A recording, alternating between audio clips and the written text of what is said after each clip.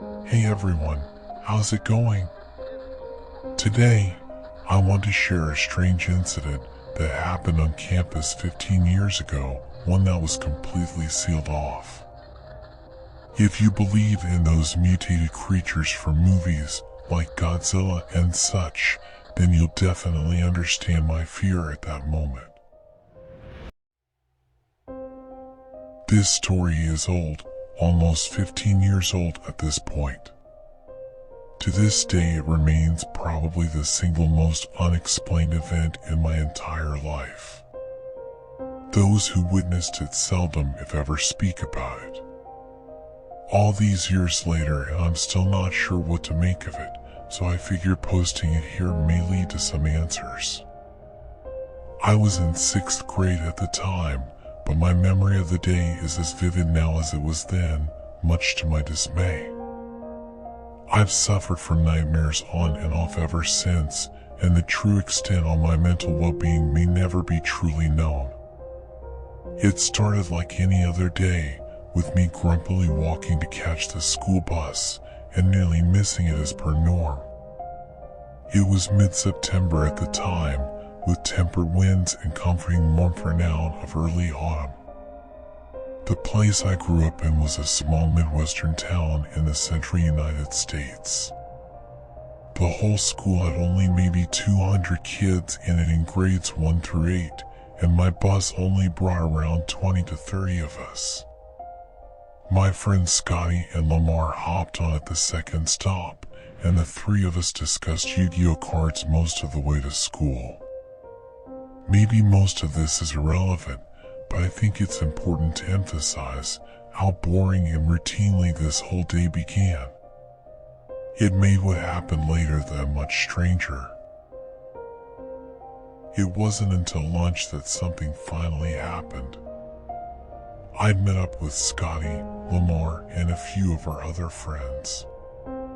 After eating, we formed a group and went out onto the grass field to play our variation of football. The style we played was known as smear the deer, with deer actually being a different, rhyming word that may get me canceled for saying nowadays.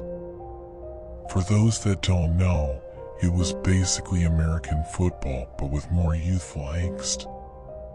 Somebody would just punt the ball, and whoever got it would run aimlessly while praying to the good Lord above as everyone else tried to obliterate them. As you can imagine, it spawned a lot of fights and got many of us suspended over the years, and yet we kept playing because we were dumb school children. So one of the kids punts it, and this kid named Robert catches it. He made it like 3 steps before getting clobbered by like 5 kids to the laughter and winces of everyone else. Things went on that way for a bit, and at some point Kyle got the ball. Kyle was like the best punter in terms of distance, but knowing which direction it would go was anyone's guess. So Kyle boots it, and we watch as it soars far to the left and off into the woods. Our school was in the middle of this big field, and the improvised football field was right next to the woods that surrounded it, all about 200 yards out. Good job, Kyle, you dumbass. Another kid pressed and jeered. Kyle just laughed and flipped him off as he jogged towards the tree line to retrieve it. He reached it a moment later and slowly began searching the woods while the rest of us waited. I watched as he looked around in there, and suddenly he just froze up. His whole body just went stiff as a board, and he just stood there staring for like 10 seconds before someone finally yelled at him to hurry up.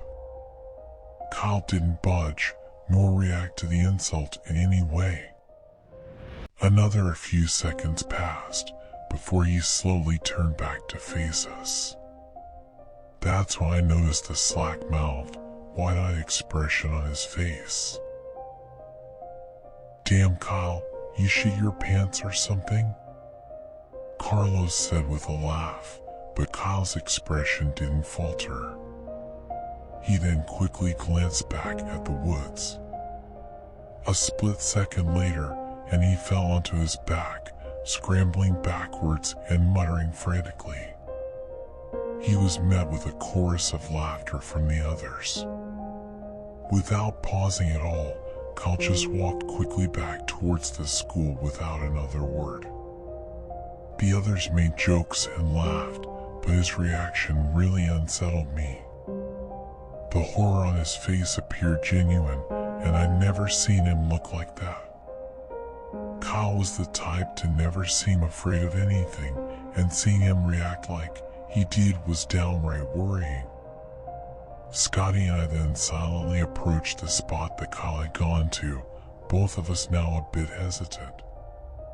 The rest of the group had now gone mostly silent, with only muttered conversation in hushed tones behind us. Once we reached the grove, we slowly peered within. I spotted the football almost right away, only about 30 feet within, but no sign of anything out of the ordinary. I'd been in that patch of woods 100 times before, and nothing looked any different. Nothing obvious that would have spooked Kyle like that, but still I felt the hairs on the back of my neck stand straight up. It was a really odd feeling, but I just shrugged it off. Math was my next class, and I spent most of it trying to forget that unnerved feeling and calm myself down. Things went as normal, but after about 20 minutes, I felt myself needing to pee. The teacher excused me to go to the restroom, and I grabbed the hall pass from her desk as I exited the classroom. As I made my way down the hall, I noticed that outside had gotten suddenly dark. Not dark enough for night, but dark like a thick overcast of clouds. Since the sun had been shining brightly during lunch, I found that kind of odd too, but didn't think much more of it. As mentioned earlier, our school was small in terms of students and faculty, so of course the building itself was no exception. It was only about 75,000 square feet, or about 20,000 smaller than the average Walmart. It was just outside our hometown and about half a mile away from the local police station. The lights flickered while I was in the bathroom washing my hands. Again, not something super unusual as the school was old and prone to the occasional electrical mishap. They stabilized a moment later, and I made my way out back into the hallway. As soon as I exited the bathroom, I froze. The outside window had gotten much darker than before, like it was suddenly the middle of the night. My initial thought was cool, a solar eclipse, but as someone emerged from the office, that thought evaporated. A familiar middle-aged man hustled into the hallway, scrambling to the front doors and quickly locking them. It was our school principal, and as he turned to face me standing in the hall behind him, I saw an unrivaled terror etched upon his face. "Get back to your class now. Tell your teacher, Godzilla." My heart sunk as I heard the words, and I realized the deadly seriousness in his voice. Without a word, I sprinted back to the classroom, flinging the door open and scrambling inside as I got one last look behind me. The entire environment seemed to have flipped in an instant, and something was very wrong. My teacher, Mrs. Smith, scolded me in an annoyed tone as I re-entered. I turned back from the door and stared at her. Her expression seemed to slowly turn from cross to visibly concerned. "Godzilla," I muttered out. Mrs. Smith's eyes went wide. "Lock the door. Everyone into the corner, now," she commanded. The students did as requested, quickly filing into the corner and out of sight from the door. I locked the door and Mrs. Smith rushed towards me to ensure it was secure. after which she rushed back to her desk, dialed a few numbers in her desk phone and spoke. Her voice blared over the intercom, reiterating the lockdown order for all others in the school. Everyone packed together tightly into the corners, out of sight of the door. The entire class then hunkered down as we had practiced many times before. Once the Mrs. Smith doused the lights, and everything fell eerily silent. The next few moments, we heard the faint sounds of the next door classrooms likely doing the same, as all of us held our breath. Most American kids probably know that Code Silver is the national alert given for an active shooter. Anyone who attended a school in the States probably remembers practicing the lockdown drills at one point or another. Basically, the whole class just locks the doors and hides together in the corner. The only defense is the locked door and hope that whatever danger is outside will not be able to get in. What did you see out, Eric? One of the girls in the class whispered to me. Mrs. Smith shushed the both of us before I could reply. I pondered the same question in silence as we all waited. The sounds of the other classrooms soon hushed as well. The entire vicinity felt eerily quiet as all of us waited like fish trapped in a barrel. The more I thought about the way the principal reacted, the less sense it made. I hadn't seen anything to indicate an active shooter and just assumed that he had. And yet still, I had no explanation for how things had suddenly gone so dark.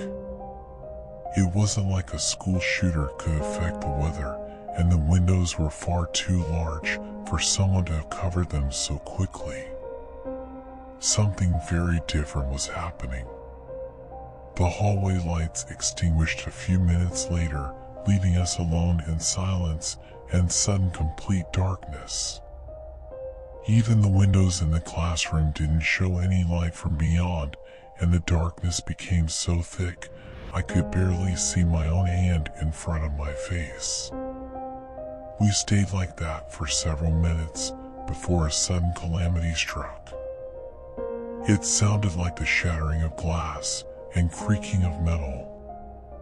My heart was throbbing in my chest then, and the muffled sounds of crying and whimpering from the other students surrounded me. Mrs. Smith shushed us all, trying her best to maintain order. By that point my eyes had adjusted a bit to the darkness, and I could see Mrs. Smith looking through the door's side windows. Silence befell once more, a lingering malaise which lasted several minutes. Suddenly Mrs. Smith audibly gasped and backed away from the window. I saw her hold her index up to her lips and could see tears sparkle in her eyes. Suddenly the room began to grow brighter. I thought the power was coming back on when I realized the light was actually coming from something out in the hallway. It was a bright effervescence with a very slight reddish tint that softly shimmered. The light seemed to flicker ever so slightly, like that of a flashlight losing power but different somehow. In the years since, I've tried to replicate that light using various other light sources, but I've never quite gotten it right. It wasn't a flashlight or open flame producing the light, that much I'm certain of, and I can't say for certain what it was. A sound emerged along with it, sounding like wet, squishy footsteps as though someone were trudging through a swamp. They came closer, and the light grew brighter. In a few seconds, it seemed to be directly outside the classroom door, and I could literally feel the other students hold their breaths. A slight thud hit the door, and none of us dared make a sound. The door handle jiggled slightly, but from our vantage point none of us could see who or what was on the other side. The light seemed to flicker and change intensity outside, beaming through the windows in altered variations. We were hunkered down perpendicular to the door, meaning the light couldn't reach us so long as it stayed outside. We could only hide there and offer silent prayers that whatever was making the light wouldn't get in. By some miracle it didn't, and several seconds later the jiggling handle stopped. The footsteps then grew distant and the light faded. The relief was palpable, but it did not last. Perhaps a minute later, and a sudden, shrill, ear-piercing scream rang out down the hall, one that seemed cut short at its apex. The sounds of slight skirmish ensued with crashing and thumping. It was over in just a few seconds, and the uncomfortable silence returned. It went on that way for hours, with me and the other students hiding in the darkness. We heard more screams and other noises at certain points, but whatever was out there never returned to our door.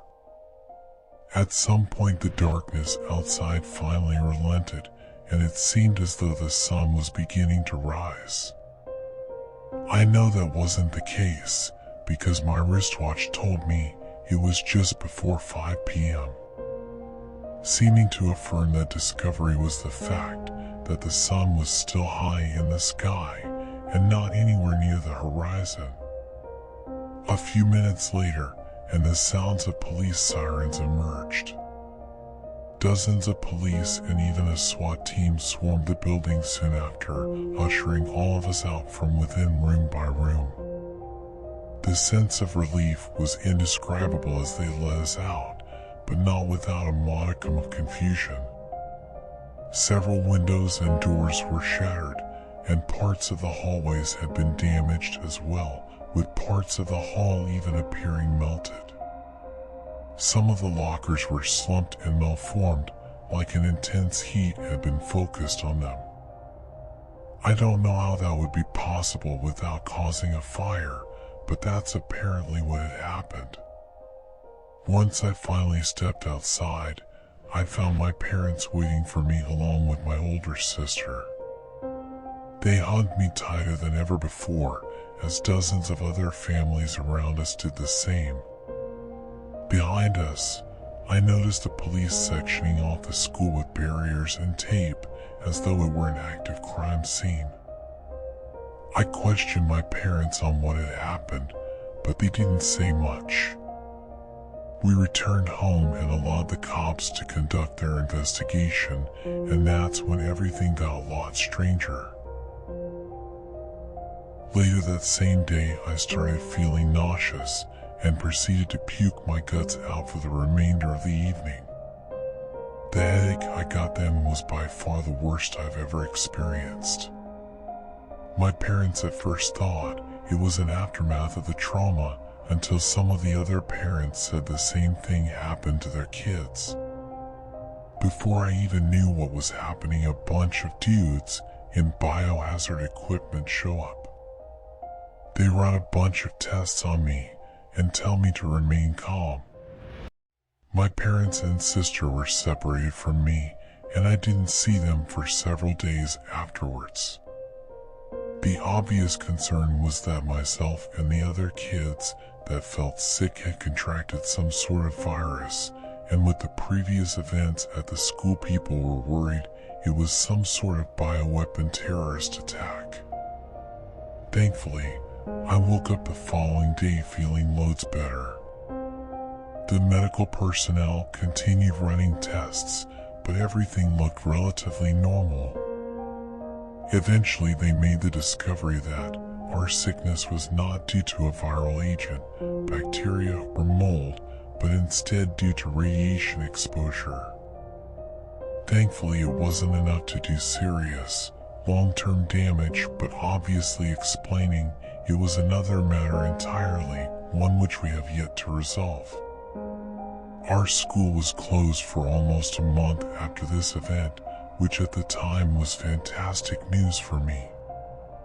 Once we were finally allowed to return to school, We were given zero explanation and just basically expected to forget anything ever happened.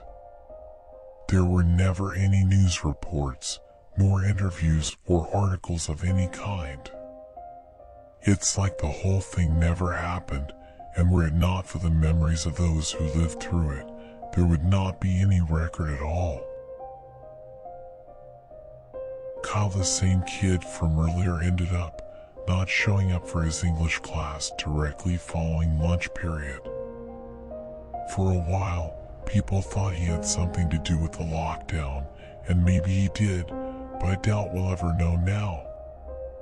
He hasn't been seen since that day, almost 15 years ago now, and he's not the only one. Our school's principal, along with one of the school's janitors, also vanished, never to be seen again. Police found no bodies, nor evidence of abduction or physical conflict, at least not that they're willing to admit publicly. There are no death certificates for any of them, and all three are simply listed as missing, and I doubt that's going to change anytime soon. I've questioned my parents about this, and they claim all the police told them was that a dangerous fugitive had broken into the school that day. A dangerous fugitive who apparently was capable of summoning eclipses, melting lockers, and tearing metal doors from their hinges. Not to mention the whole radiation thing as well. That's another thing too.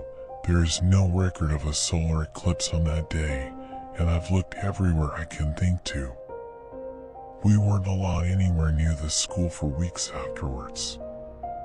Cops sectioned off the streets that led to it, while others patrolled the surrounding woods. On several occasions we saw guys in blacked out Suburbans and cargo vans driving down there, but they never formally identified themselves. I overheard my parents talking back then once, and I remember my dad telling my mom that he didn't think the school would ever reopen. He said it didn't feel the police were conducting a routine investigation, and told her the entire thing seemed more like a cover-up than a crime scene. I've asked them more recently as well, but they seem to have learned very little. I've shared this experience with them too, and although they agree it was weird and disturbing, they don't seem to have any further theories. I've spoken to others who were there that day too, and gotten all manner of mixed responses. Lamar seems to think we were attacked by aliens, while Scotty seems to think our entire school fell into a separate dimension for a period of time. Maybe there is a logical and boring explanation to all of this, but I have yet to find it. Considering the secrecy, the lack of coverage, and the way the authorities behaved, I'd say it's safe to conclude that something out of the ordinary happened that day, but we may never know what. Whatever it was, I think Kyle saw it, and I think that's why he's gone. When the school finally reopened, it never quite felt the same. We ended up finishing out that year, but it wasn't without incident. Multiple students I know claim to have seen things they couldn't explain in that building, everything from ghosts and demons to wild animals. A few students even suffered full-on mental breakdowns and panic attacks while in the old school. I even know of at least one girl who spent some time in a psyche ward afterwards. Perhaps most of it could be attributed to PTSD related to the lockdown, or maybe there was something far more sinister at play. Nightmares and bouts of sleep paralysis followed me for years after this event, and I still get them every once in a while. Even now, I never know how to describe them, but I wouldn't wish them on anyone. I've always hoped that one day I'd be able to look back on this event with hindsight and understand that it was only scary because I was a kid, like I imagined it wrong or didn't understand. I still can't say I understand what happened, but I can't help but feel more worried now than I was then.